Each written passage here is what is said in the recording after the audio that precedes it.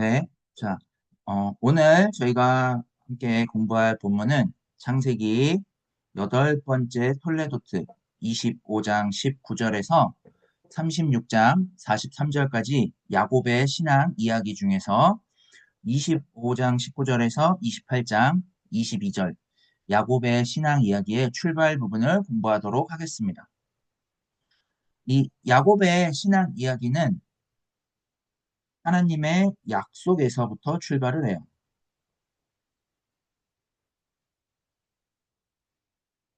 야곱의 신앙의 출발이 된 이 하나님의 약속, 이것은 어떤 것이었을까요? 하나님의 약속은 죽음이 극복되는 그 새로운 세계에 대한 약속이었어요.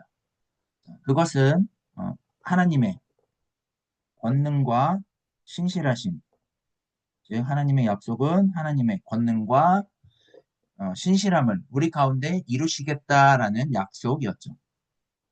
그러니까 하나님이 이미 이 세상을 창조하신 것처럼 하나님에 의해서 하나님의 행하실 일이 주어졌고 하나님을 알아보고 하나님께 나오는 자는 모두 다 죽음에서 건짐을 받도록 약속을 하셨어요. 죄악으로 말미암아서 멸망당하는 이 세상을 전적으로 새롭게 하는 세상, 또 하나님의 형상으로 새롭게 하는 세상을 하나님이 약속을 하셨어요. 그렇게 인간이 하나님의 형상으로 살면서 생육하고 번성하여 땅에 충만한 삶을 살도록 허락을 하셨죠. 그래서 다시는 노아의 그 홍수 사건처럼 멸망당할 두려움을 우리가 갖지 않아도 되는 그런 하나님에 의해서 온전하게 되는 세상을 약속을 하셨어요. 그래서 우리가 이 약속을 알아보고 받아들일 때 하나님의 약속에 참여할 수 있게 됐어요. 그러면 이렇게 하나님에 의해 전적으로 새롭게 되는 이 약속을 붙들고 씨름해야 하는 게 아브라함으로부터 지금 우리에게까지 주어진 이 신앙이에요. 그런데 우리는 이 하나님의 약속을 붙들지 못하고 바라지 못하고 이 땅의 수많은 세상살이의 문제들을 대입을 시키죠. 이러한 삶을 창세기 1장에서는 혼돈, 공허, 흑암이라고 표현을 했고요.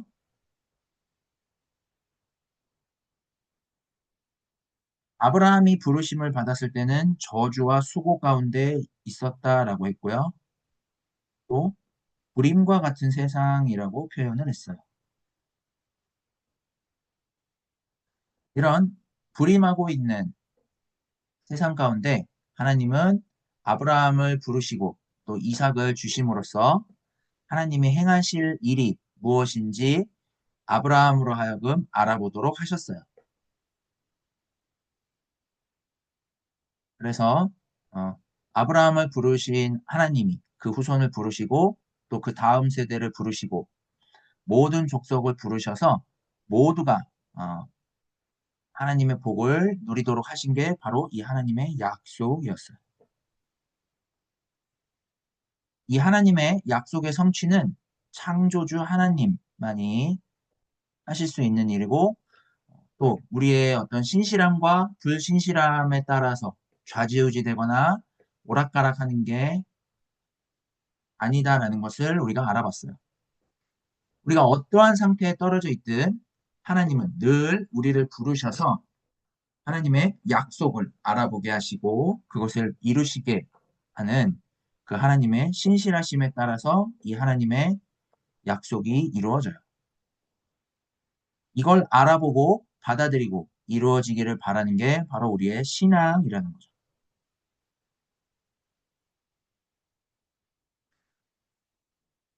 아브라함은 부르심을 받고 나서 뭐 여러 가지 또 미성숙한 부분들도 있었지만 아브라함의 그 어떠한 상태에도 불구하고 하나님이 신실하게 이 약속을 이루어 가시는 이 하나님의 약속을 알아보게 되었고 이게 이제 이삭과 그의 후손인 야곱에게까지 이어지는 게 오늘 본문에서부터 시작되는 이 야곱의 신앙 이야기예요.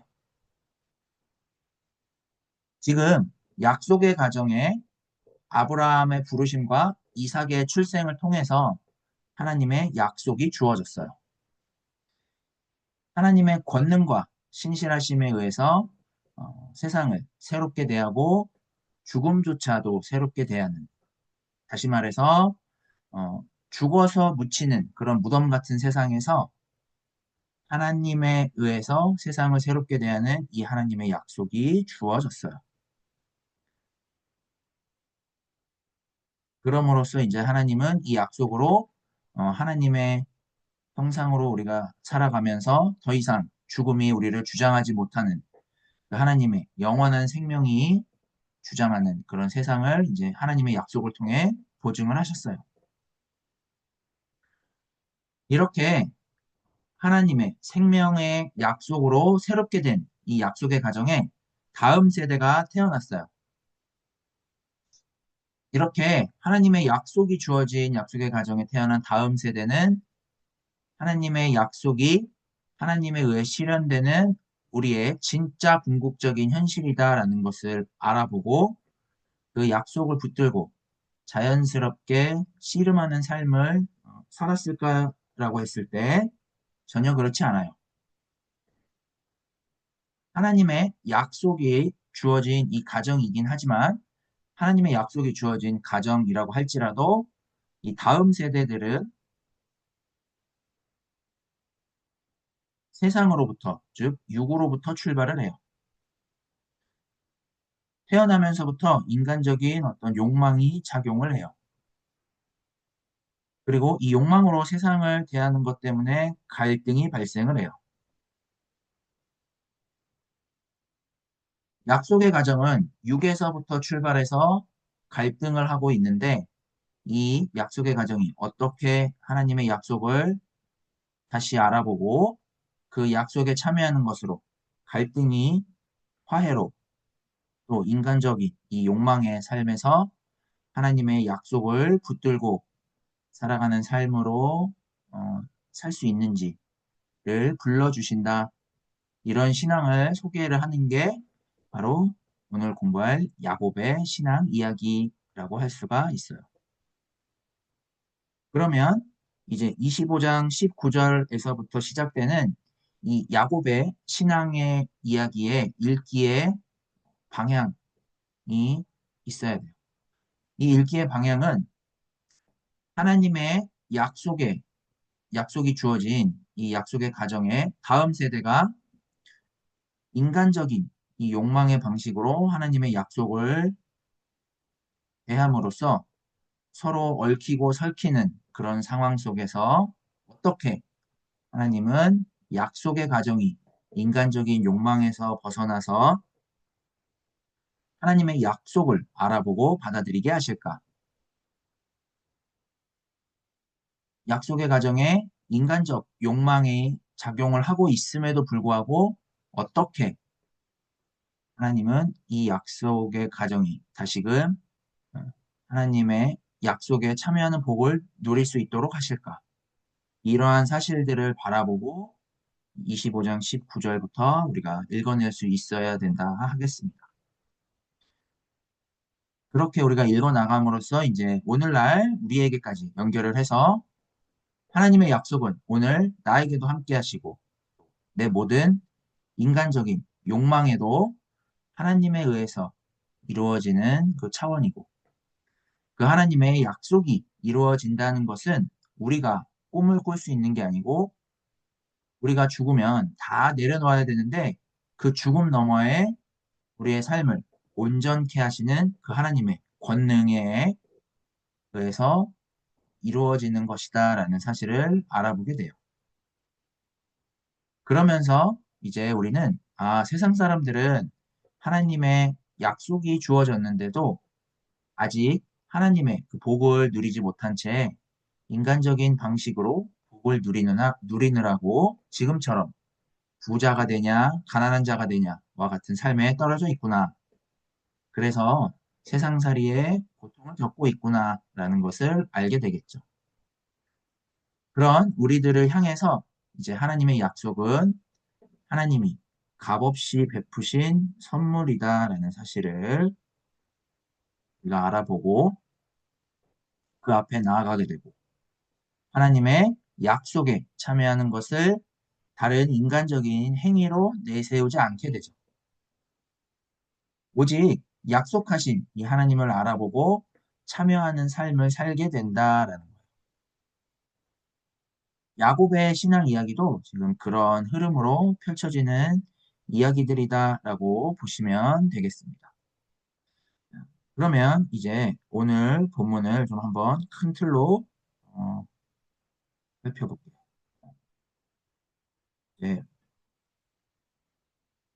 오늘 본문은 25장 19절에서 25장 34절까지 야곱과 에서가 출생을 해요.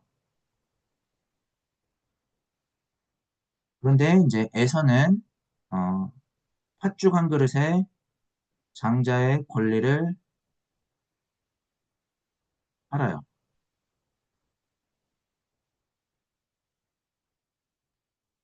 그 다음에 27장 1절에서 27장 46절은 야곱이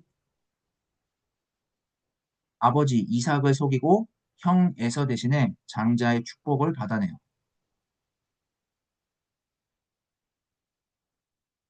이것 때문에 이제 에서가 야곱을 죽이려고 해요.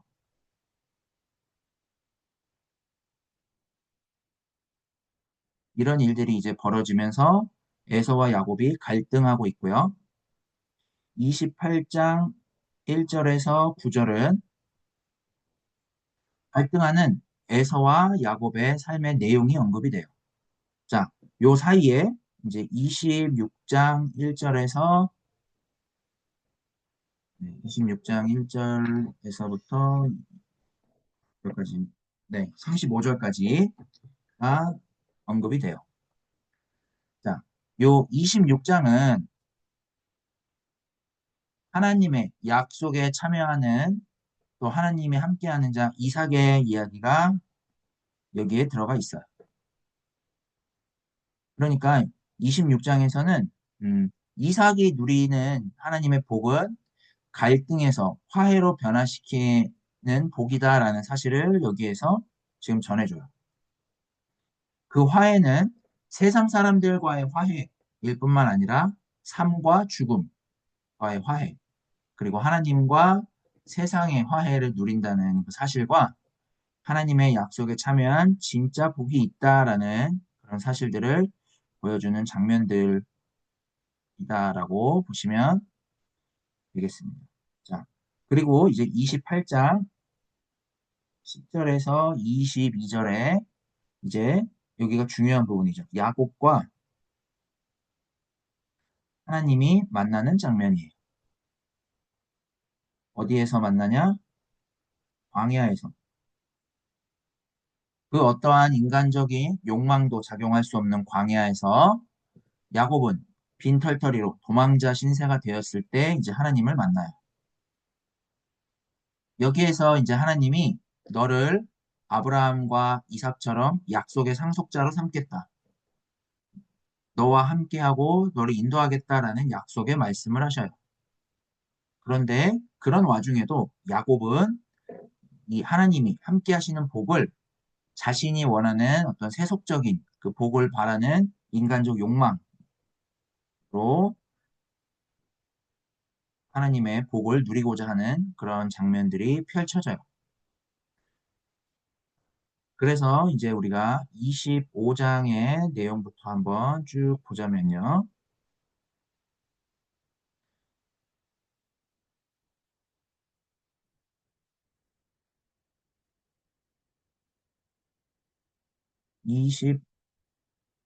25장 19절에서 28절, 그리고 25장 29절에서 34절로 나눠볼 수 있어요. 자, 먼저 19절에서 20절에 아브라함의 아들, 네, 19절에 아브라함의 아들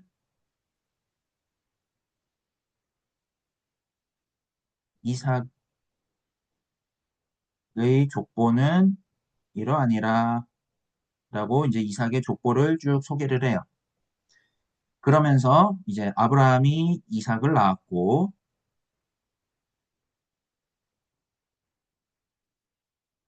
라는 말로 이렇게 시작을 해요. 자, 이삭을 낳았고 라는 말은 아브라함의 이 신앙 여정을 통해서 확인했던 바와 같이 하나님이 아브라함을 부르셔서 하나님의 약속에 참여할 수 있도록 그 당신의 권능으로 이삭을 허락을 하셨고 그 하나님에 의해서 이루어질 하나님의 약속을 알아보고 하나님 약속에 참여하는 그 복을 누리게 하셨다라는 것을 지금 표현하는 말이 이삭을 낳았고 표현이 된 거예요.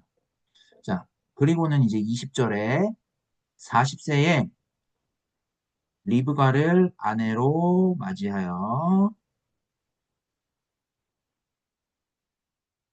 리브가를 맞이하여 아내로 삼았으니 라고 하면서 이제 야곱이 나중에 도망가서 살아야 할 외삼촌 그 라반에 대해서 그냥 간단하게 이제 언급을 하죠. 라반에 대해서 언급을 해주죠. 아람 족속 라반의 누이였더라라고 언급을 해요. 자, 그 다음에 보니까 이제 21절에 이삭이 그의 아내가 임신하지 못함으로 불임하고 있다는 얘기죠. 임신하지 못함으로 그를 위해 간구하였다라고 해요. 자, 그래서 이렇게 이제 간구를 하고 나서 리브가가 임신을 하게 되었대요. 자, 지금 약속의 가정에 불임이 발생을 했죠.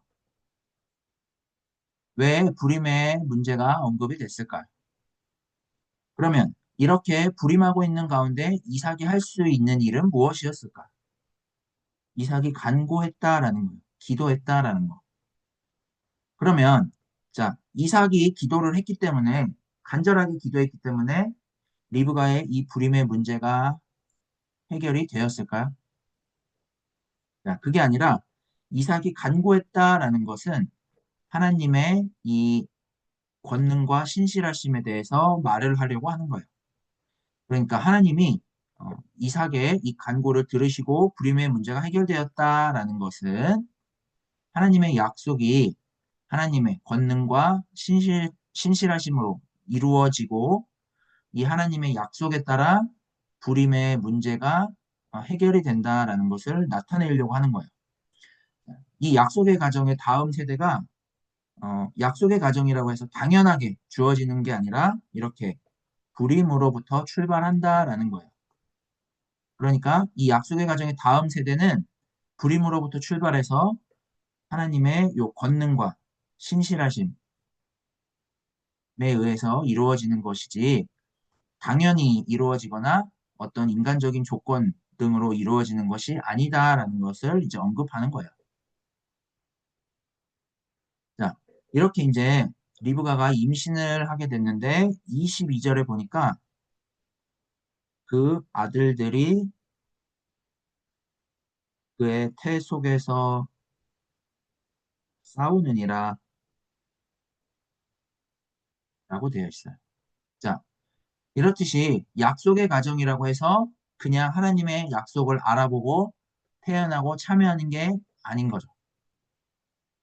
이 약속의 가정의 출발은 두 아들들의 이 싸움으로부터 시작을 해요. 거기로부터 이제 하나님이 말씀을 주시죠. 23절에 두 국민이 내 태중에 있구나.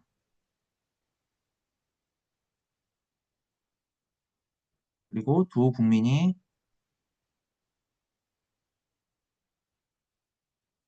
내 복중에서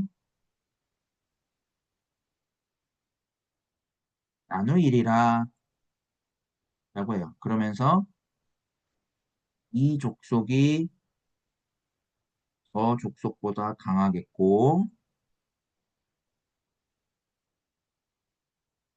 그리고 어, 네, 큰 자가 어린 자를 섬기리라 라고 했어요. 자, 여기서의 핵심은 뭐예요? 큰 자가 어린 자를 섬긴다라는 거예요. 자, 큰 자가 어린 자를 섬긴다. 이게 무슨 말일까? 리브가의 지금 태 속에서 싸우고 있는 거. 이거는, 자, 서로 큰 자가 되기 위해서 싸우는 거죠. 두 아들이 먼저 태어나려고 하든 아니면 그냥 태어난 순서에 상관없이 힘으로 누르면서 큰 자처럼 행동하려고 싸우든 뭐 어떻게 싸우든 관계없이 하나님의 약속은 이렇게 기존의 어떤 질서와 전혀 다르게 이루어지는 거다라는 사실을 지금처럼 이제 말을 해줘요. 세상은 큰 자가 되는데 관심이 있죠. 큰 자가 돼서 어떤 것을 많이 소유하고 누려야 이제 우리가 복이 있다라고 생각을 해요. 세상은 복을 받기 위해서 지금처럼 큰 자가 되려고 하죠. 이렇게 세상은 인간적인 욕망이 작용을 해서 서로 큰 자가 되고자 하는데 이런 세상에 하나님이 다음 세대를 허락을 하셨고 이런 세상에서 하나님의 약속의 상속자로 부르셔요. 근데 하나님이 어떻게 부르시냐 하면 세상의 어떠한 질서, 세상의 큰 자가 되는 방식으로 복을 누리는 것으로 부르시는 게 아니죠. 큰 자와 작은 자의 개념이 없이 그냥 하나님의 약속에 참여하는 복은 세상에서 이루어지는 어떤 질서를 넘어서서 하나님의 권능과 신실함으로 불러주시는 거예요. 그러니까 다른 말로 말하면 세상에서 우리가 추구하는 큰 자가 되는 데서 하나님의 은혜가 주어지는 게 아니다라는 거예요. 자, 리브가가 이것을 알아들어야 되는데 그런데 리브가는 어린 자가 큰 자가 되는 것으로 착각을 하고 오해를 했어요. 자, 이제 24절에서 26절에 해산 기한이 차서 두 아들을 낳았어요. 에서와 야곱 두 아들을 이제 낳았고요. 27절에서 28절에 아들들이 이제 장성하여 에서는 익숙한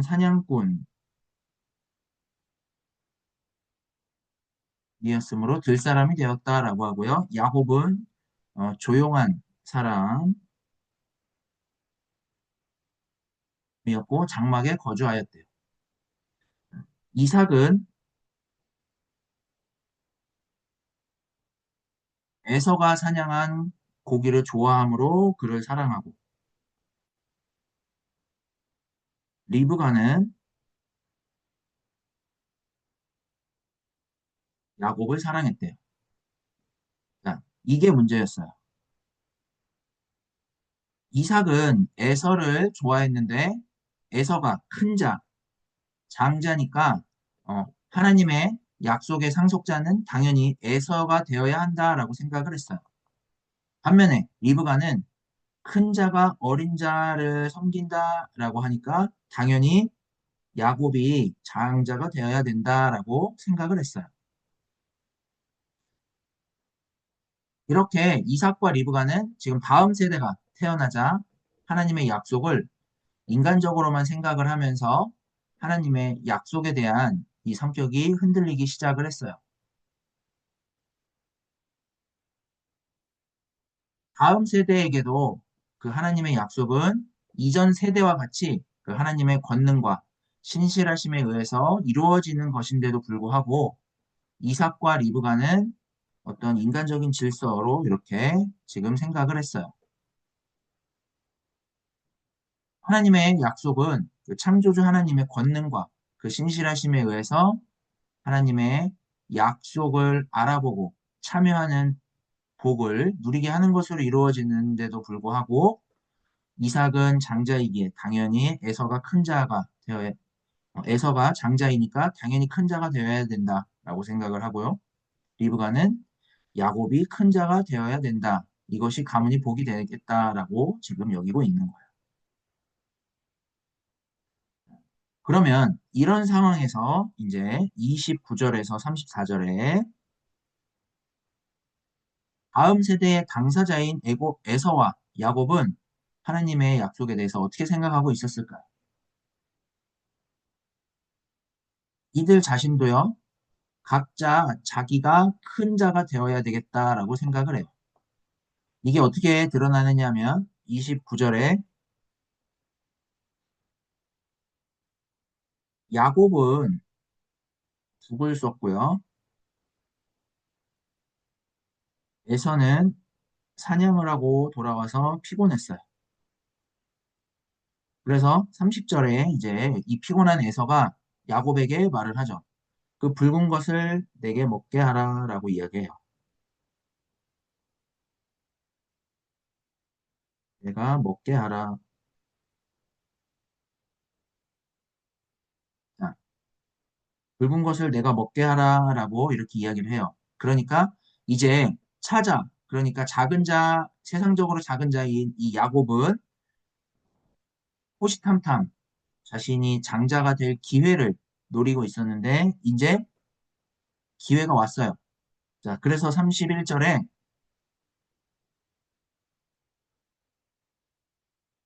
붉은 것을 내게 먹게 하라는 이 대답을 이런 식으로 해요.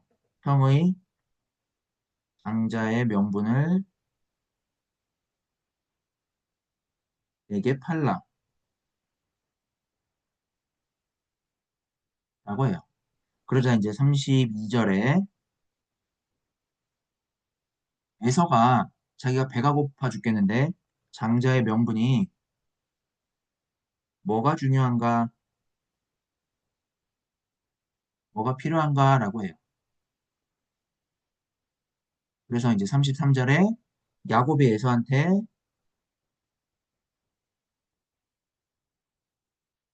맹세라라고 하죠.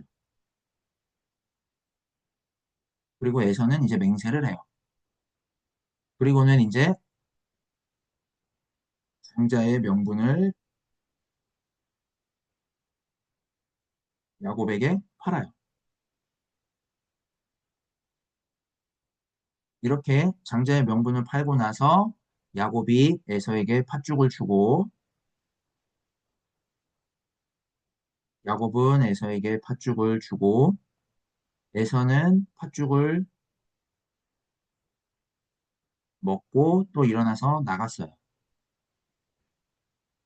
그러면서 이제 34절에 어떻게 마무리가 되느냐면 에서는 장자의 명분을 가벼이 여김이었더라라고 해요.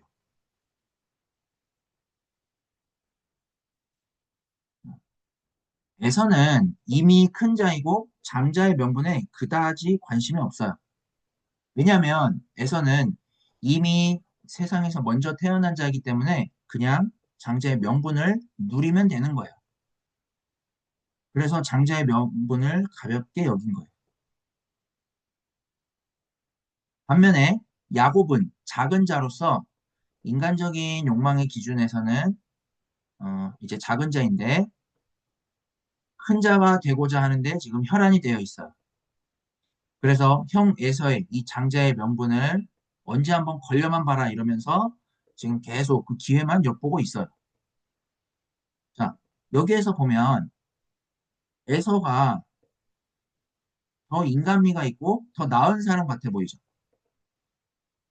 피곤하고 배고프고 하니까 누가 큰 자가 되든 상관없이 그냥 감각적으로 그냥 반응을 해요.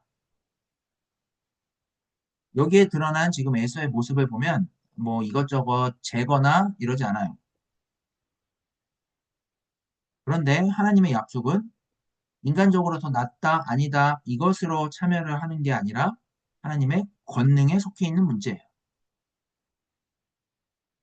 정작 에서는 이 장자의 명분을 팥죽 한 그릇처럼 가볍게 여겼는데 야곱은 그거를 움켜쥐는 것으로 하나님의 약속에 참여하는 복을 누릴 수 있는 듯이 여기고 있어요.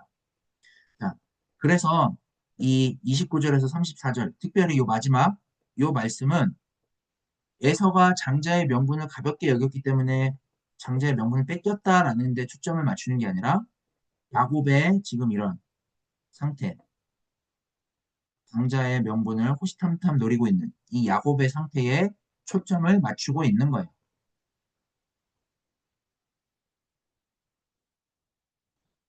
에서와 야곱이 서로 갖고자 하는 이 장자권이 그러니까 세상에서 큰 자가 되고자 하는 이런 복이 결국은 장자권인 거죠. 자, 이 장자권은 뭐냐? 지금 팥죽 하나에 거래가 이루어져요. 이 장자의 복은 이렇다라는 거예요. 그러니까 무슨 말이냐? 이렇게 팥죽 한 그릇의 복에 불과하다. 그냥 나의 배고픔을 일시적으로 해결해 주는 것처럼 이렇게 일시적이다라는 것을 말하는 거야. 지금 29절에서 34절은 이렇게 팥죽 한 그릇의 복에 불과한 이런 복을 야곱은 어떻게 하든 속임수로 얻어내고 그렇게 하나님의 약속에 참여하려고 하는 그런 어리석음, 야곱의 어리석음을 묘사를 해요. 지금은 이 장자의 명분이 팥죽 한 그릇의 의미에 지나지 않지만 이제 27장에서 가면 이 장자의 명분 때문에 에서가 야곱을 죽이려고 하는 이런 갈등을 유발하는 어떤 시발점이 돼요.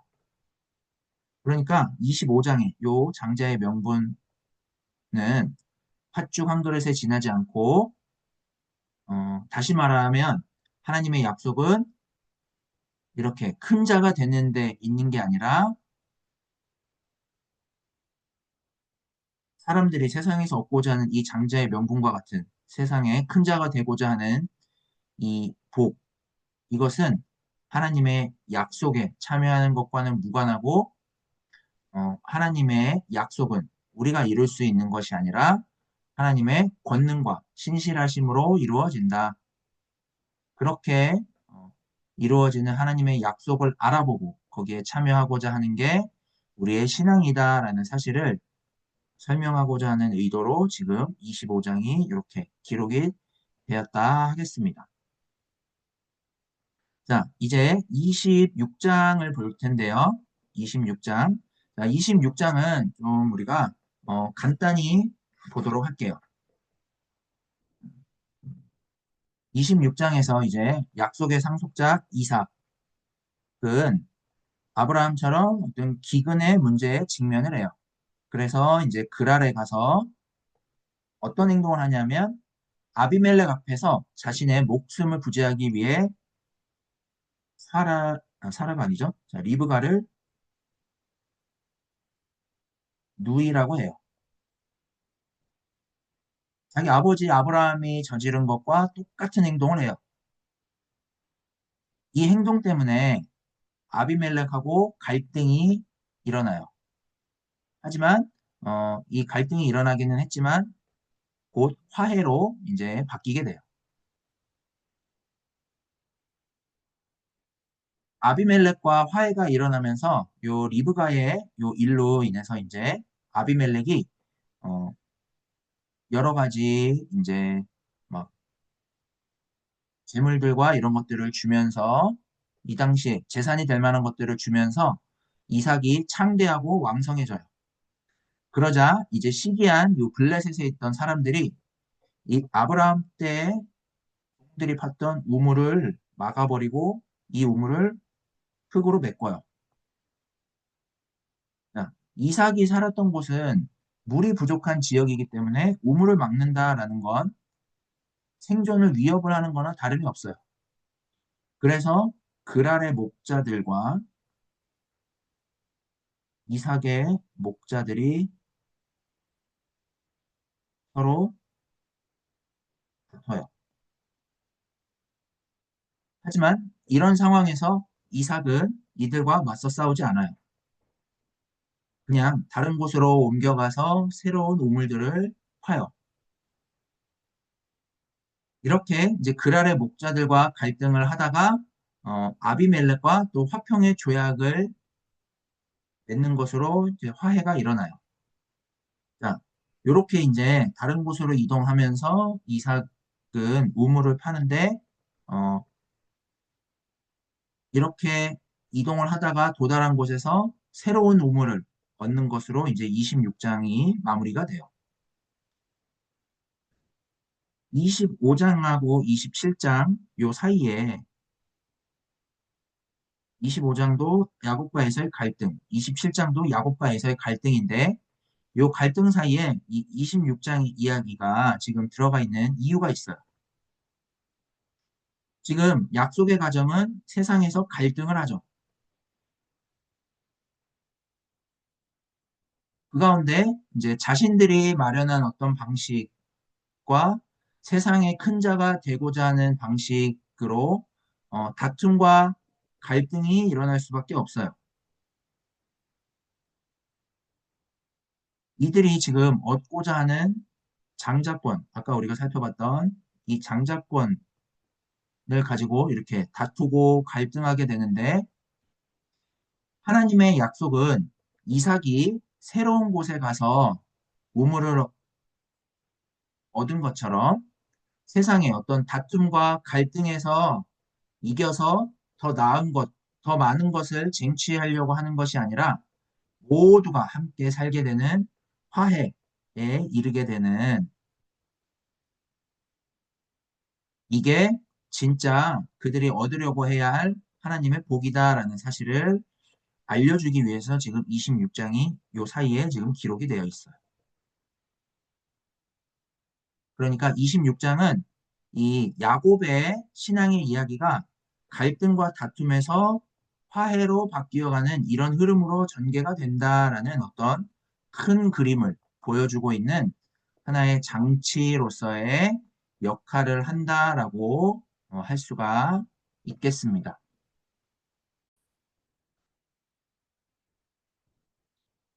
이제 26장까지 이런 흐름에서 이제 27장을 한번 볼 건데요.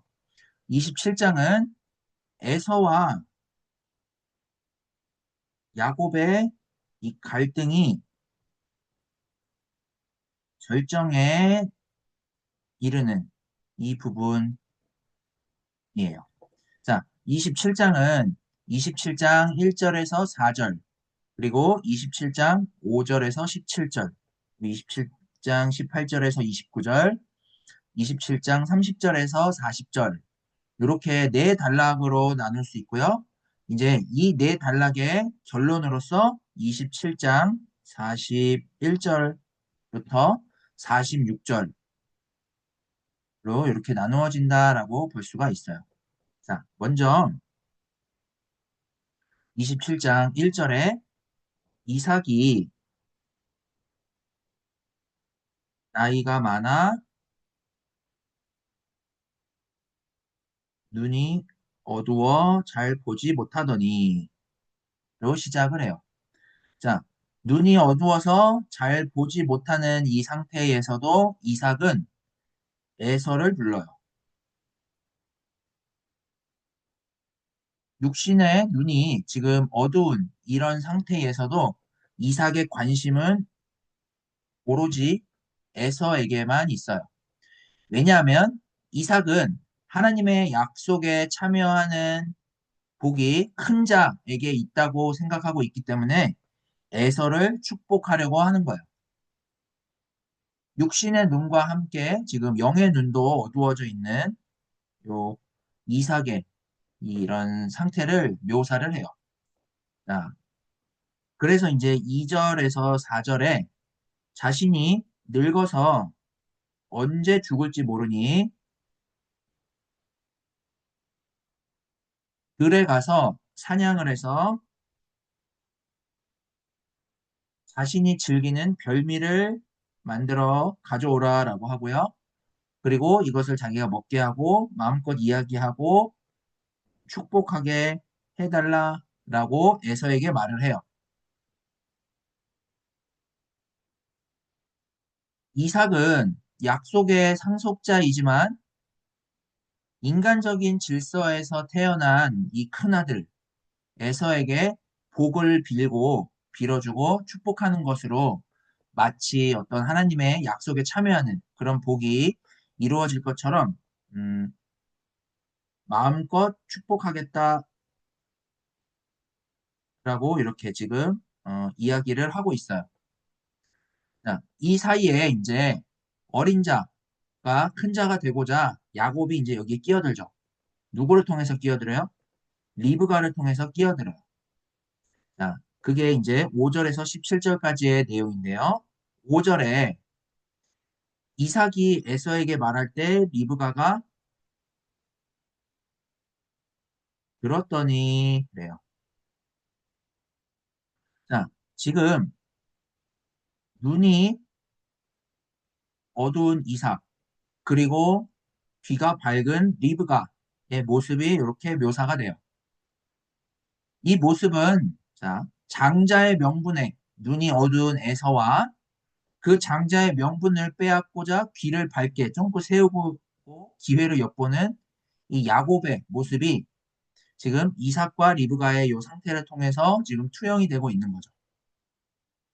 이런 흥미로운 전개 속에서 이제 하나님의 약속에 참여하는 복과 인간의 욕망으로 차지하고자 하는 이 복의 현 주소를 보게 해요. 에서가 나간 사이에 리브가는 자신이 들은 내용을 야곱에게 이제 전달을 해요. 이제 6절에서부터 야곱에게 쭉 전달을 해주고요. 6절에서 8절까지. 그러면서 6절에서 7절까지네요. 그리고 이제 8절에 야곱에게 내 말을 따라 내게 명한 대로 해라라고 지금 이야기를 해요. 그러니까 리브가는 뭐예요? 지금 이삭을 속이려고 하는 거예요. 그래서 이제 9절, 10절에 좋은 염소 새끼 2마리를 가지고 오면 내가 그것으로 아버지를 위해서 그가 즐기시는 별미를 만들리니 내가 그것을 아버지께 가져다 드려서 그가 죽기 전에 내게 축복하기 위하여 잡수시게 하라. 라고 해요. 그러니까 리브가가 지금 이삭을 속여서 별미를 만들겠다라는 거죠. 이렇게 지금 리브가와 야곱은 에서에게 돌아갈 그 축복을 뺏을 계략을 지금 꾸며요. 그랬더니 이제 11절에서 12절에 야곱이 말을 하죠. 내 형 에서는 뻘이 많은 사람이라. 나는 매끈한 사람인즉 아버지께서 나를 만지실 텐데 내가 아버지의 눈에 속이는 자로 보일지라. 복은 고사하고 저주를 받을까 하나이다. 라고 대답을 해요. 그러자 이제 리브가는 13절에서 14절에 너의 저주는 나에게 돌릴지라 하면서 내 말만 따르고 가서 가져오라 하여 가서 끌어다가 어머니에게로 가져왔더니 어머니가 그의 아버지가 좋아하는 별미를 만들었더라 라고 되어 있어요. 자, 여기에서 이제 어머니의 말대로 실행을 했고 리브가는 지금 별미를 만들었고요. 15절에서 17절에 에서의 옷을 야곱에게 입히고 야곱에게 옷을 입히고 그 다음에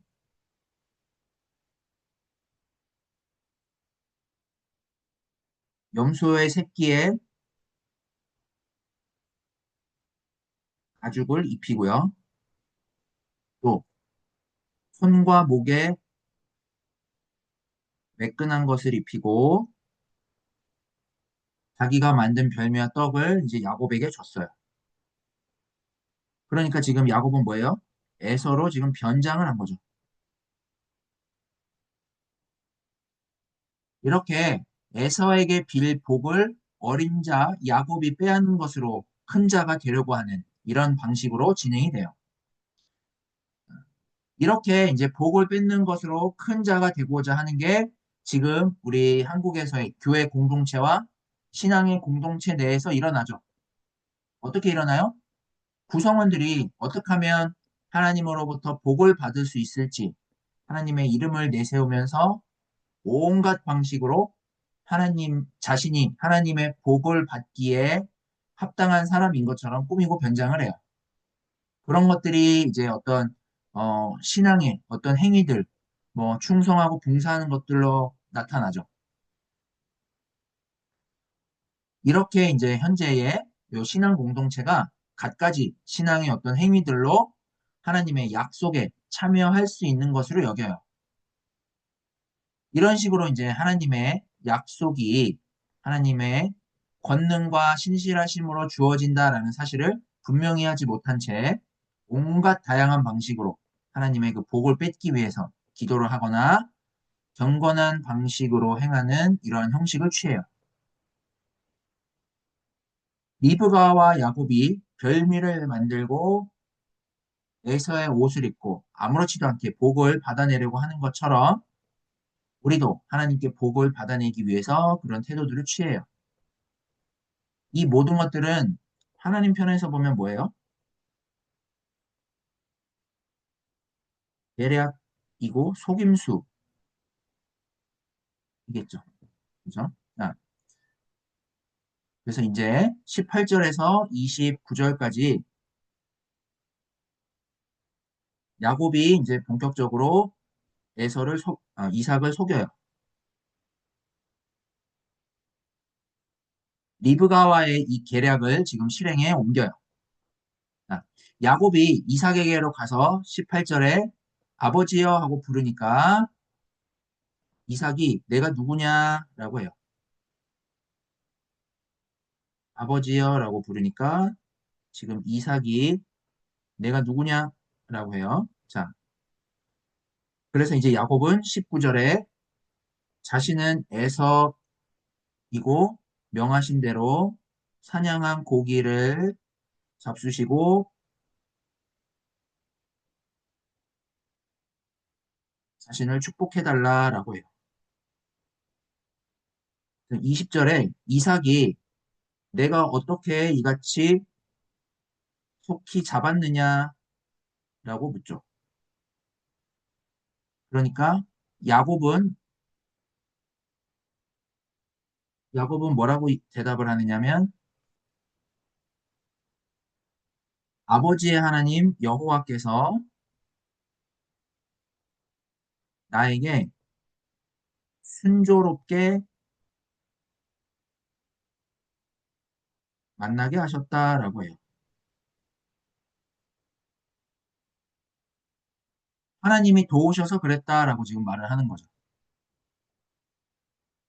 야곱은 큰 자가 되기 위해서 장자권을 팥죽 한 그릇의 형에게 샀고, 그래서 이제 아버지에게 축복을 받고 인정을 받으면 장자로서 자신이 어떤 큰 복을 받게 된다라고 생각을 하고 지금처럼 행동을 하고 있어요.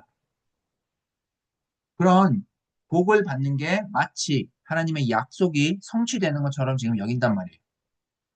그래서 아버지의 하나님 여호와께서 나에게 순조롭게 만나게 하셨다라고 하는 거예요. 우리도 아무렇지도 않게 하나님 앞에서 세속적인 복을 구하잖아요.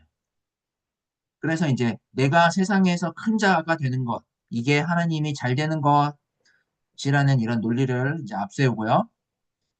그렇게 하나님의 약속과 무관하게 우리가 하나님 앞에 기도하고 거기에서 이루어지는 삶을 가지고 하나님이 기도에 응답을 주셨다. 혹은 주님이 하셨다라고 말하는 것과 같다라고 지금 할 수가 있어요. 이렇게 세속적인 복에 눈이 멀어지면 세속적인 복을 이루실 하나님만을 찾지 진짜 하나님을 볼 수가 없는 거죠. 이렇게 세속적인 복에 눈이 멀어 있는 약속의 가정에 이삭이 다시 한번 확인을 해요. 21절에서 23절에 야곱에게 가까이 오라라고 하면서 진짜 에서인지 아닌지를 이제 확인을 하려고 해요. 그래서 이삭이 이제 만져봤어요. 만져보니까 목소리는 야곱인데 손은 에서의 손같이 막 털이 있어요. 이삭은 그냥 약간 지금 미심쩍긴 하지만 그래도 이삭은 야곱인지 지금 에서인지 분별하지 못하고 말아요. 왜요? 지금 눈이 어두웠다 그랬죠. 그죠? 눈이 어두워서 세속적인 복에만 지금 눈이 어두워져 있으니까 분별하지 못하는 거예요. 자, 그래서 이제 26절에서부터 이삭이 지금 자신에게 자신 앞에 있는 사람이 에서인 줄 알고 장자에게 할 수 있는 최대한의 축복을 해줘요. 그 축복의 내용이 지극히 인간적인 내용들이죠. 자, 27절에서 29절에 그 장자의 축복을 하는 내용들이 나오는데 내 아들의 향취는 여호와께서 복 주신 내 향취래요. 야곱이 지금 이렇게 간교함과 속임수를 쓰는데도 어, 이삭은 지금 그가 에서인 줄 알고 큰 자이기 때문에 당연히 약속의 상속자가 될 거라고 생각을 하고 이렇게 지금 고백을 하죠. 자, 그리고 28절에서 또 세속적인 복을 구해요. 하나님은 하늘과 이스라엘 땅의 기름짐이며 땅의 기름짐 또 풍성한 곡식과 포도주를 우리에게 주시기를 구하노라 라고 축복해요. 그리고 29절에 만민이 29절의 이 축복의 내용을 잘 보세요. 만민이 너를 섬기고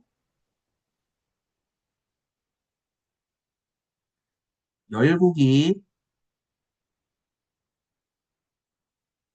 열국이 내게 굴복하리니 라고 해요. 자, 하나님의 약속은 어땠어요? 하나님의 약속은 한 민족이 다른 민족을 지배하고 굴복시켜서 다스리는 방식으로 이루어지는 게 아니죠. 그럼에도 이삭은 지금 자기의 민족을 중심으로 이렇게 복을 빌어요. 하나님이 아브라함을 부르시고 이삭을 주신 것은 하나님의 약속에 참여하는 복을 통해서 모든 족속이 복을 누리도록 부르셨고 그 하나님의 권능과 신실하심을 통해서 이제 하나님의 그 복을 바라고 누리게 하기 위함이었어요. 모든 족속이 이렇게 복을 받고 누리게 하려고 했던 이 하나님의 약속에 하나님의 복의 의도가 있었는데 자, 지금 이삭의 축복은 어때요? 지금 거꾸로 가고 있어요. 아브라함에게 약속하신 그 하나님의 약속과는 전혀 다르게 지금 인간적인 방식으로 복을 헤아리고 있어요. 이렇게 지금 18절에서 29절은 약속의 가정에 다음 세대가 태어나자 약속의 상속자 이삭이 인간적인 방식으로 하나님의 약속에 참여하는 복을 빌었고 또 인간적인 큰 자의 방식으로 약속의 상속자를 삼으려고 하는 상태에 떨어져 있는 이런 모습들을 보여주고 있어요. 자, 그러면 이제 남은 건 누구예요? 남은 건 에서죠. 여기에 지금 에서만 개입이 안 됐죠? 자, 이제 남은 건 에서예요. 30절에서 31절에 에서가 사냥을 하러 나갔다가 사냥해서 돌아왔어요. 돌아와서 별미를 만들고 에서에게로 이제 가져가서 사냥한 고기를 드시고 자기를 축복해달라라고 해요.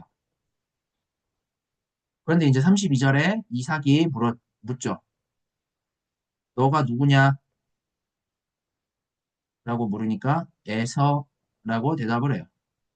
자, 그제서야 이제 이삭이 뭔가 잘못됐다라는 걸 느끼죠. 그래서 33절에 이삭이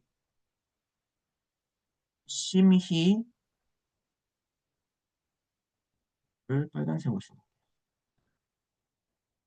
이삭이 심히 크게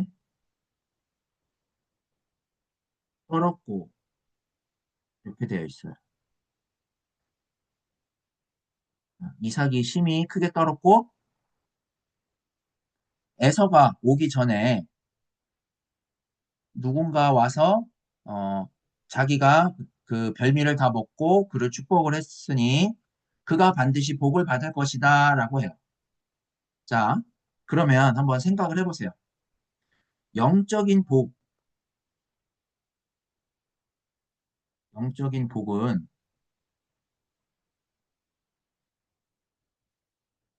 누군가가 이 영적인 복을 차지를 했다라고 해서 다른 사람이 이 영적인 복을 차지할 수 없는 건 아니죠. 오히려 이 영적인 복은 더 확실한 방식으로 다른 사람들에게 전해져요. 하지만 세속적인 복은 그렇지 않아요. 이삭은 이미 요 앞에서 인간적인 방식으로 복을 빌었기 때문에 심히 크게 떨었던 거예요. 요 33절의 말씀을 들은 에서는 어땠을까요? 34절에 에서가 아버지의 말을 듣고 소리 질러 슬피 울며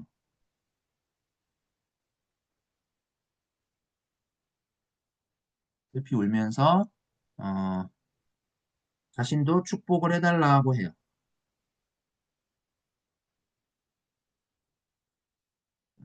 그러면 이삭은 왜 심히 크게 떨었고 에서는 아버지의 이 말을 듣고 왜 소리 질러서 슬피 울었을까요?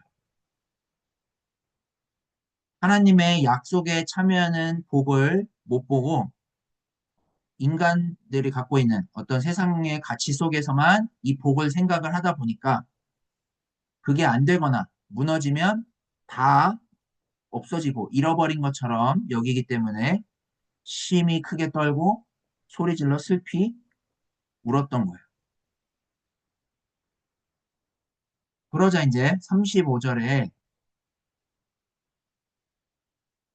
내 아우가 와서 속여 내 복을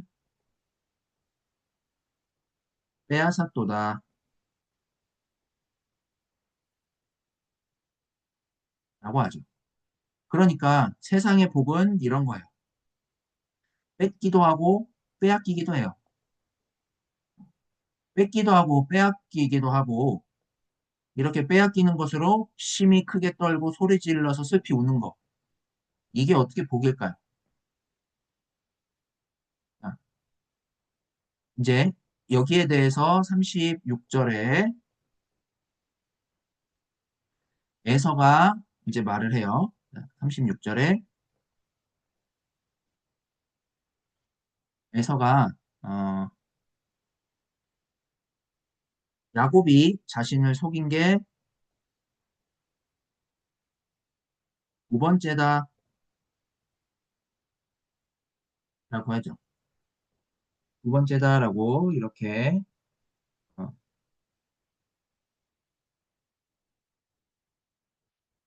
이야기를 하면서 전에는 강자의 명분을 빼앗았고 이번에는 목을 빼앗았다라고 이야기를 하죠. 그러면서 이제 36절에 아버지께서 나를 위하여 빌 복을 남기지 않았냐라고 물어봐요. 더 이상 나에게 줄 복이 없나요? 라고 지금 말을 하는 거죠. 그러자 이삭이 이제 37절에 내가 그를 너의 주로 세우고 그의 모든 형제를 내가 그에게 종으로 주었으며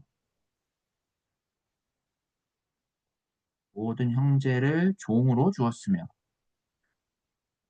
또 곡식과 포도주를 그에게 주었으니 라고 하며 이제 내가 내게 무엇을 할 수 있으리요?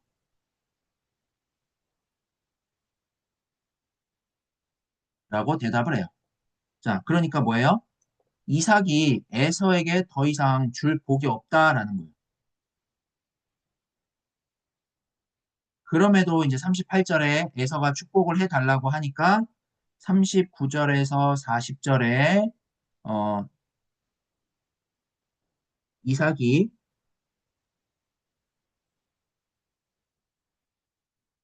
이삭이 그냥 별로 줄 복이 없는 내용들로 그냥 쭉 이야기를 하는 내용들이 언급이 돼요.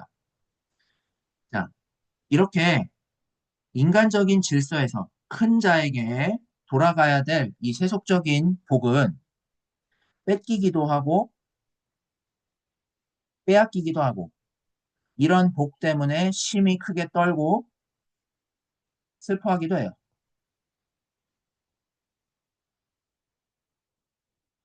만일에 이들이 얻고자 하는 큰 자, 세상에서 큰 자가 되는 이게 실제 복이라면 뺏을 수도 없고요. 빼앗길 수도 없고요.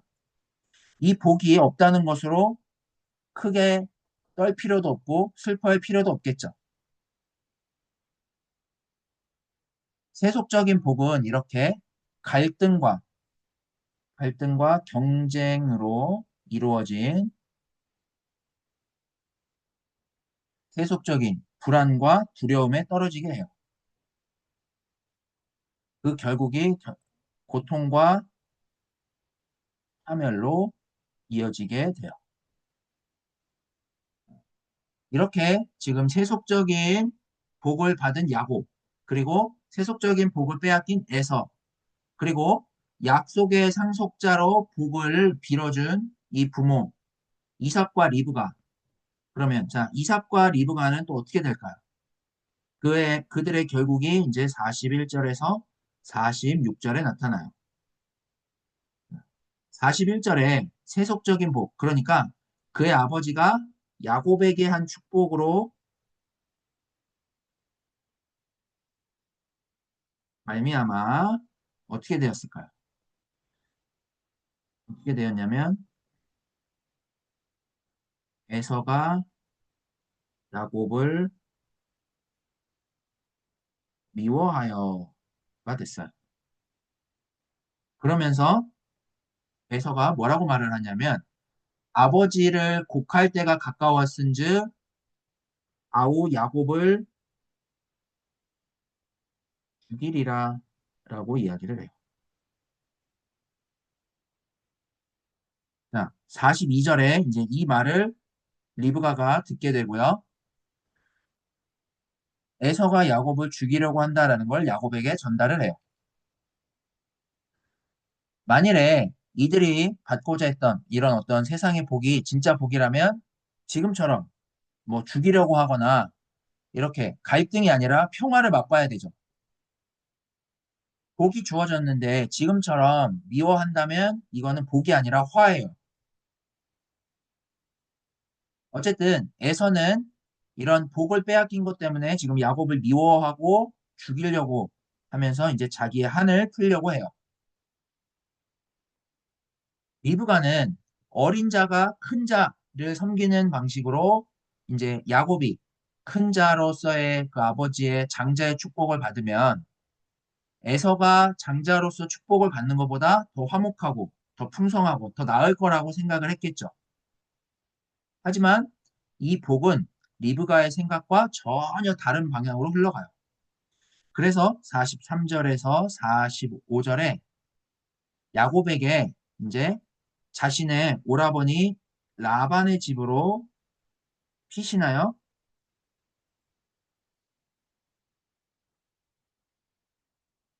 형의 노가 풀릴 때까지 형의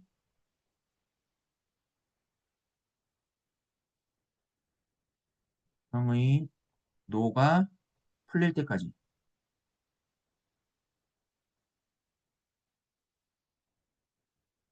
라반의 집에 있으라라고 해요. 몇 년 동안 지내라라고 하죠. 몇 년 동안. 자, 형의 분노가 이제 좀 가라앉고 잊어버리게 되면 내가 사람을 보내서 불러올 것이다 라고 해요. 자, 우리는 이미 야곱과 라반 이야기를 알아요. 리브가는 야곱을 부르러 사람을 보내지 않죠. 왜요? 에서의 분노가 가라앉지 않았기 때문에. 그래서 야곱은 20년 동안 라반의 집에서 종살이를 하고 여기에서도 갈등의 문제가 여전히 해결이 되지 않죠. 그리고 나서 이제 46절에 이삭에게 이제 이삭을 라반의 집으로 야곱을 라반의 집으로 보내면서 이삭에게 뭐라고 말을 하냐면 야곱이 햇사람의 딸들 중에 아내를 맞이하면 자신의 삶이 무슨 재미가 있을까? 재미가 없다라는 거죠. 그러니까 어, 에서가 야곱을 죽이려고 해서 지금 야곱을 피신시킨다라고 말을 하지 못하고요. 리브가의 고향에서 야곱의 아내를 얻도록 지금 보내겠다라고 말을 하고 있는 거죠.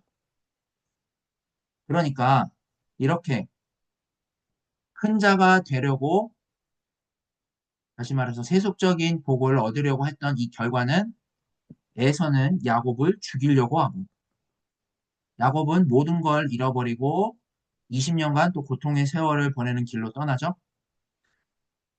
자, 이삭과 리브가는 하루아침에 두 아들을 원수지게에 만들고 잃어버리는 결과가 됐어요.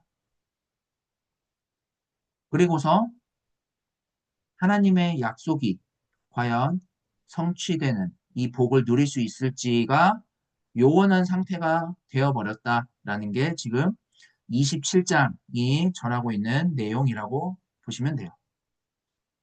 그러니까 이제 정리하면 약속의 가정에 하나님의 권능과 신실하심으로 하나님의 약속에 참여하는 삶을 허락을 하셨어요. 그런데 약속의 가정에 다음 세대가 태어났는데 하나님의 약속을 신뢰하지 못한 채 인간적인 방식으로 약속을 성취를 하려고 했어요. 그 결과 이삭은 인간적인 질서로 큰 자 에서를 택해서 복을 빌려고 했고 리브가는 큰 자가 어린 자를 섬기게 될 것이다 라는 그 하나님의 말씀을 야곱이 어, 형 에서 대신에 아버지로부터 복을 받아야 된다. 그렇게 하나님의 약속에 참여하게 된다. 라고 생각을 했어요. 그래서 이삭과 리브가는 인간적인 방식으로 하나님의 약속에 참여하고자 모색을 했고 그 결과 그들은 오히려 고통과 또 파멸과 갈등에 이르는 삶을 살게 되었다라는 거예요. 이렇게 이 세상의 복은 이 땅의 생존과 번영의 토대를 두는 이러한 복은 갈등을 할 수밖에 없다.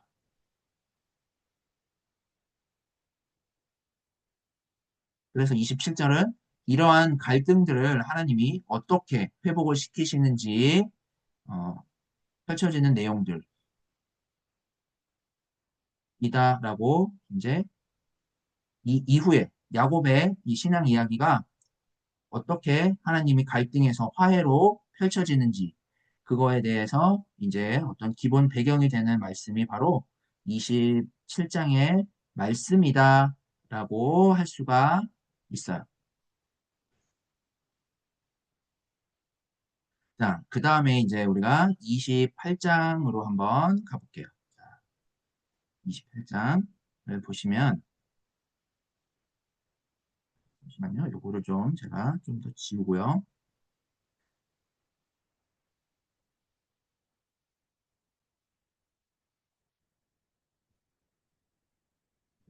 자, 28장. 28장은요. 28장 1절에서 5절은 야곱에 대한 이야기가 나오고요. 28장 6절에서 9절은 에서에 대한 이야기가 간단하게 언급이 돼요. 자, 여기에서 이제 보시면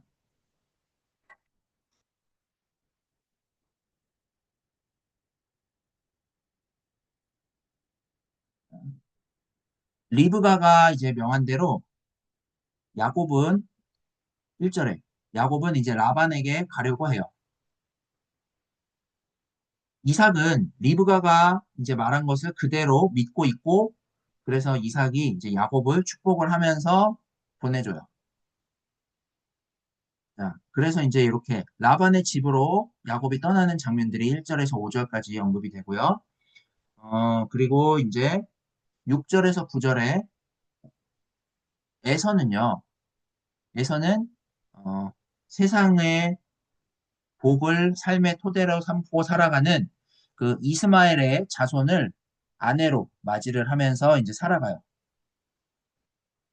자, 요렇게 이제 야곱과 에서가 언급이 되는데 28장 10절에서 22절은 야곱과 에서 중에 야곱에게 더 집중을 해요.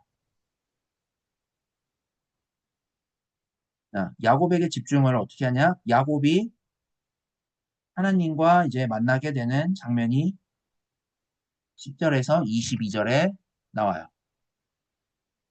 자, 그러면 하나님이 왜 야곱을 만나 주셨을까요? 지금 야곱은 어떤 상태일까요?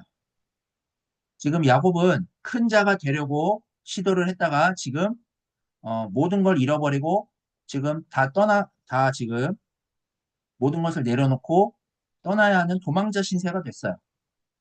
자, 그런 상황에서 이제 하나님이 야곱을 만나 주시는 내용들이 여기에서 쭉 이렇게 이제 펼쳐질 거예요.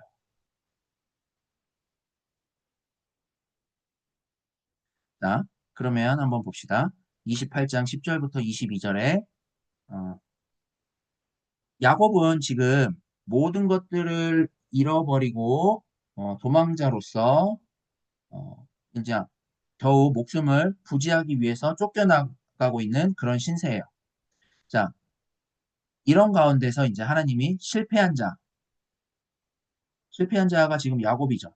그리고 세상의 질서로 여전히 어린 자가 되었고요. 그래서 더 이상 인간적 희망이 없는 이 야곱을 이제 하나님이 만나주세요.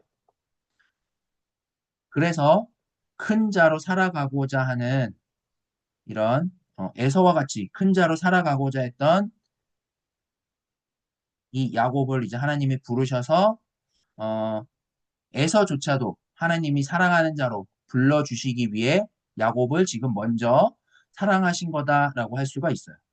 자, 28장 10절에서 22절은 이제 28장 10절에서 11절, 그리고 12절에서 15절, 그리고 16절에서 22절로 나누어 볼 수 있어요. 자, 먼저 10절에서 11절은 야곱이 형 에서와 이제 큰 자 경쟁에서 철저하게 실패하고 갈등이 생겨서 도망자 신세가 됐어요. 아버지 집 브엘세바에서 언제 돌아올지도 모르는 외삼촌 집 하란 지역의 바단 아람이라는 곳으로 가요. 자, 그 과정에 이제 12절에서 15절에 하란 광야에서 야곱과 하나님의 만남이 이루어지고요. 그리고 이제 어, 이 하나님을 부르시는 것에 대해서 야곱이 반응하는 게 16절에서 22절에 나타나죠. 자, 지금 브엘세바에서 하란으로 야곱이 가고 있는데 해가 지니까 이제 하란 광야에서 유숙을 하려고 돌을 가져다가 베개를 삼고 지금 누워서 자요. 아버지로부터 하나님의 축복을 형 대신에 가로채려고 했던 야곱은 모든 일이 이제 계획대로 돌아갈 거라고 생각을 했겠죠? 그죠? 팥죽으로 장자권도 팔았고요. 장자의 축복도 받았으니까. 그런데 상황은 지금 자신에게 불리해져 갔어요. 에서의 분노가 야곱의 목숨까지 위태롭게 하니까 결국에는 집을 떠나야만 되는 상황이 됐어요. 야곱은 자신이 축복을 얻어낸 방법이 지혜롭다고 여기고 자신의 이런 계획들이 성공을 하는 줄 알았는데 결국은 실패자가 되고 지금 황망한 처지가 되어 있어요. 세상살이에서 누리려고 하는 그 복의 관점에서 아무것도 기대할 게 없는 광야에 지금 있어요.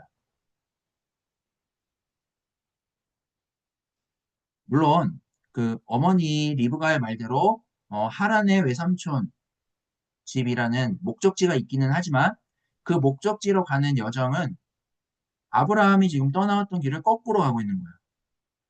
아브라함이 하란에서 하나님의 부르심을 받고 나왔는데 지금 야곱은 다시 하란으로 지금 들어가고 있죠. 자, 하나님이 떠나라고 하셨던 곳으로 되돌아가는 이 길을 통해서 애초에 야곱이 했던 이 선택이 어떠했는지를 이제 보여줘요.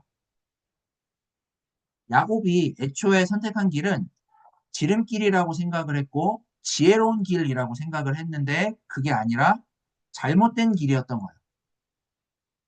그래서 그가 집을 떠나서 이제 하란에까지 가야 되는 상황이 된 거예요. 그러니까 세상에서 우리가 누리고자 하는 복을 얻고자 하는 그 어리석음은 지금 야곱처럼 우회하게 만드는 이런 운명에 처할 수밖에 없다라는 것을 좀 보여줘요.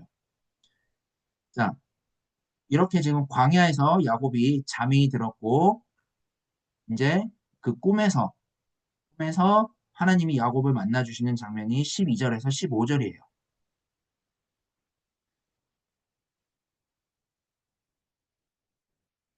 12절에 보시면 이제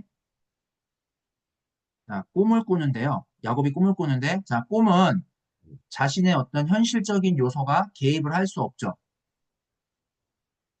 그래서 꿈에서 하나님이 계시를 하시는데 이 계시는 하나님만이 가능한 상황이 돼요. 자, 꿈에서 계시를 봤는데 어떤 계시를 봤냐? 꿈에 본즉 땅 위에 사닥다리가 있고 그 꼭대기가 하늘에 닿았다. 하늘에 닿았고 그리고 이게 보니까 하나님의 사자들이 오르락 내리락 하고 있어요. 자, 이 사닥다리 환상을 통해서 무엇을 말을 하려고 할까요? 하나님은 하늘에 계시고 그 하늘은 땅과 단절된 그 세계가 아니라 하늘에 계신 그 하나님에 의해서 하늘의 뜻이 땅에서도 이루어진다라는 것을 지금 말을 하려고 해요. 야곱이 큰 자가 되려고 했던 이 행동들로 유추를 해볼 때 야곱은 애초에 땅의 사건은 땅의 방식으로 풀어야 된다라고 생각을 했어요. 그랬기 때문에 자기에게 익숙한 방식으로 계략으로 자신의 욕망을 풀려고 했던 거예요. 야곱은 이제 이 사닥다리 환상을 통해서 땅의 사건이 하늘과 이어져 있다라는 사실을 다시 말해서 하늘의 뜻과 맞닿아 있을 때 비로소 자신의 문제를 제대로 풀어낼 수 있다라는 것을 이제 깨닫게 됐어요. 땅에서는 누가 큰 자냐 작은 자냐를 가지고 자기의 복을 나누려고 하지만 그건 넘어서 하나님에 의해서 이루어지는 놀라운 사건이 있다라는 사실을 지금 사닥다리를 통해서 알아보게 됐어요. 이렇게 하나님이 현존하신다라는 것을 드러내고 이를 통해서 이제 하늘에 계신 하나님이 이 땅의 현실과 함께 하시고 이 땅의 삶을 하늘에 계신 하나님으로부터 이루어지는 삶으로 살도록 불러주시는 분이시다라는 것을 이제 알게 됐어요. 자, 이제 그리고 나서 13절부터 하나님이 더 본격적으로 자신을 계시하시죠. 또 본즉 여호와께서 그 위에 서서 이르되 나는 여호와라 너의 조부 아브라함의 하나님이다. 그리고 이삭의 하나님이다. 라고 하시죠. 그리고는 이제 13절 후반절에서 14절까지 내가 누워있는 땅을 주실 것이고 자손이 티끌같이 될 것이다. 티끌같이 많아질 것이다. 그래서 동서남북으로 퍼져나갈 거고요. 그래서 땅의 모든 족속이 너와 내 자손으로 말미암아 복을 얻으리라 라고 하세요. 그러니까 하나님은 큰 자가 되고자 살아간 이 세상에서 어, 하나님에 의해서 이루어지는 그런 복을 누릴 수 있도록 부르셨고 또 큰 자가 되고자 하는 삶으로 해결될 수 없는 그 죽음에 처한 세상이 하나님의 약속에 참여하면서 죽음이 극복되는 새로운 현실을 살아갈 수 있도록 지금 야곱을 불러주셨고 야곱이 이렇게 13장 후반절에서 14절과 같이 하나님의 약속에 참여하는 복을 누리게 하겠다라는 거예요. 자, 그래서 이제 하나님의 약속에 참여할 수 있도록 하기 위해서 15절에 하나님이 뭐라고 말씀을 하시냐면 내가 너와 함께 있어 어디로 가든지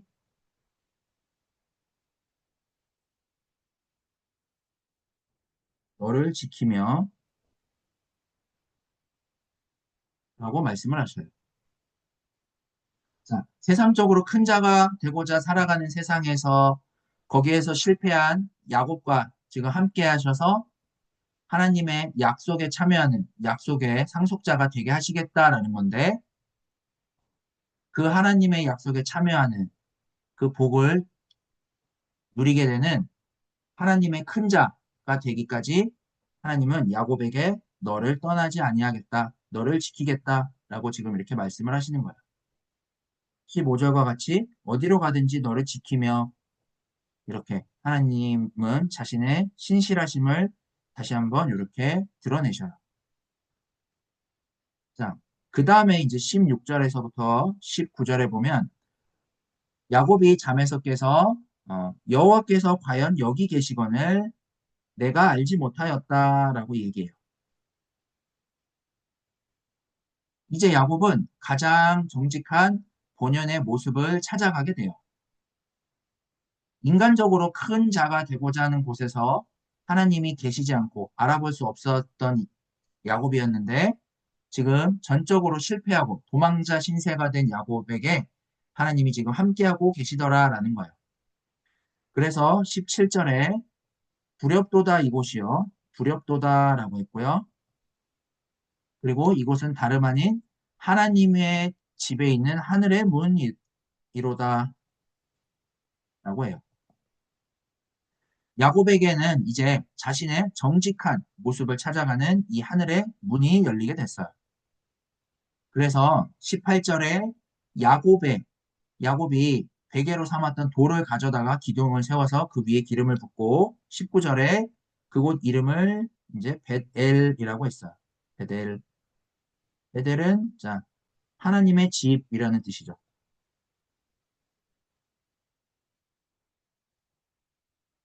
자, 광야의 이전의 이름은 그러니까 광야의 원래 이름은 루스라는 광야인 거죠. 근데 하나님을 만나고 지금 야곱이 이 광야 이름을 베델이라고 부르는 거예요. 자, 광야에서 이제 하나님을 만나니까 그곳조차도 하나님의 집이 된 거죠. 자, 그래서 이제 22절에 내가 기둥으로 세운 이 돌이 하나님의 집이 될 것이다 라고 하면서 베델은 야곱이 하나님을 만난 자리이고 이제 그 하나님이 어떤 분이신지를 알아보게 됐어요. 그래서 야곱이 22절에 제단을 쌓고 자기의 모든 소유를 하나님께 드리는 11조를 이제 고백을 하게 된 거예요. 자, 요 사이에 이제 20절과 21절이 있는데 자, 20절, 21절에 하나님의 이 부르심에 대한 야곱의 반응이 있어요. 자, 이 야곱의 반응을 보시면 20절에 야곱이 서원을 해요.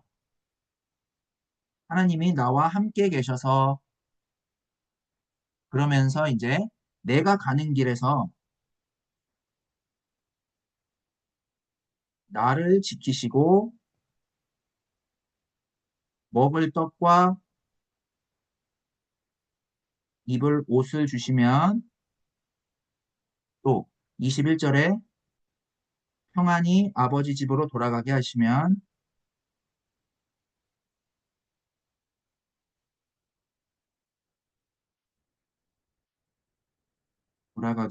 뭐래요? 나의 하나님이 되실 것이라 라는 말을 해요. 자, 이렇게 야곱은 지금 인간적인 방식으로 하나님을 조건부로 내세워요. 야곱은 하나님을 만나기는 했지만 완전한 하나님의 그 부르심 가운데로 나아가지 못하고 지금 인간적으로 반응을 하고 있어요. 야곱은 22절처럼 하나님이 함께 하시는 삶에 대한 희망을 갖고 있지만 여전히 그는 세속적인 복을 희망하는 모습으로 이제 오늘 본문이 마무리가 돼요. 자, 그래서 이제 우리가 정리하면 야곱이 도망자로 광야에서 꿈을 통해서 약속의 말씀과 함께 하나님을 만났어요. 하지만 그 하나님에 대한 야곱의 반응은 하나님의 약속에 대해 충분한 신뢰를 갖고 반응하기보다 아브라함이 그랬던 것처럼 함께 하시는 하나님에 의해 인간적인 어떤 장자와 같은 기득권을 누리는 그런 복을 바라는 형식으로 출발을 해요. 하지만 하나님은 그런 야곱을 부르셔서 하나님의 약속에 참여하는 복이 아니면 다시 말해서 야곱이 얻고자 했던 큰 자가 되려는 복이 어떻게 인간적인 갈등과 고통에 처하게 되는지 이것을 깨닫게 하시고 그것을 통해서 이제 큰 자가 되려고 했고 그것 때문에 고통당하고 있는 야곱을 이제 부르셔서 하나님의 약속에 참여하는 복으로 위로를 받고 큰 자가 되고자 했던 것으로 고통당하는 이 야곱의 현실을 새롭게 하도록 부르셔요. 하지만 야곱은 지금 당장은 그 하나님의 약속을 온전히 알아보지 못한 상태죠. 이런 야곱을 사랑하신다라는 게 야곱의 신앙 이야기예요. 자, 그러니까 오늘 이 우리가 함께 본 야곱의 신앙 이야기는 오늘날 우리 신앙 공동체의 이야기라고 할 수가 있어요.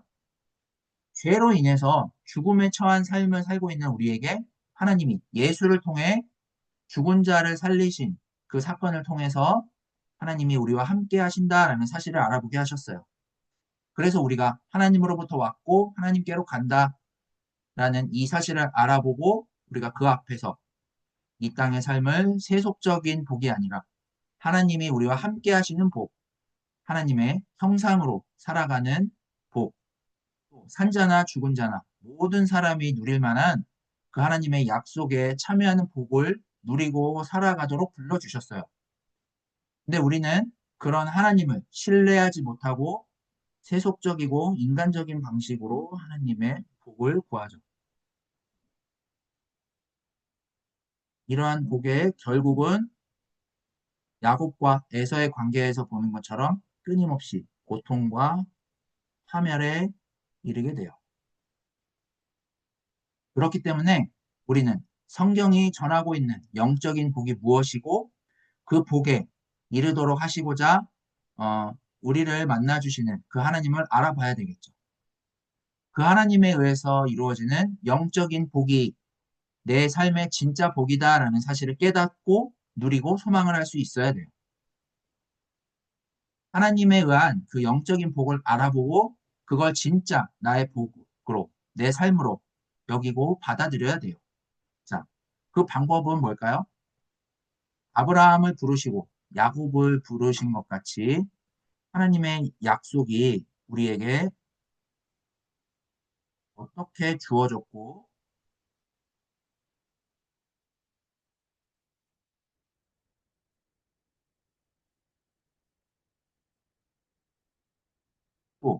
그 하나님의 약속이 어떤 것이고 어떻게 우리가 그 하나님의 약속에 참여할 수 있는지를 알아보는 거예요.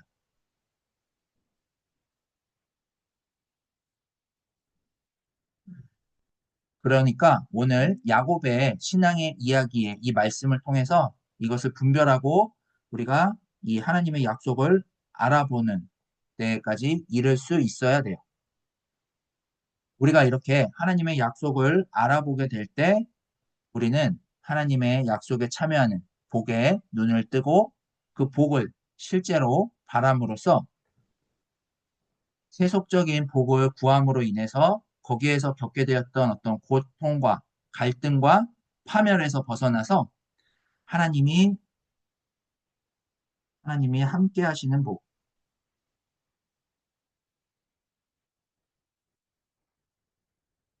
하나님의 약속에 참여하는 복.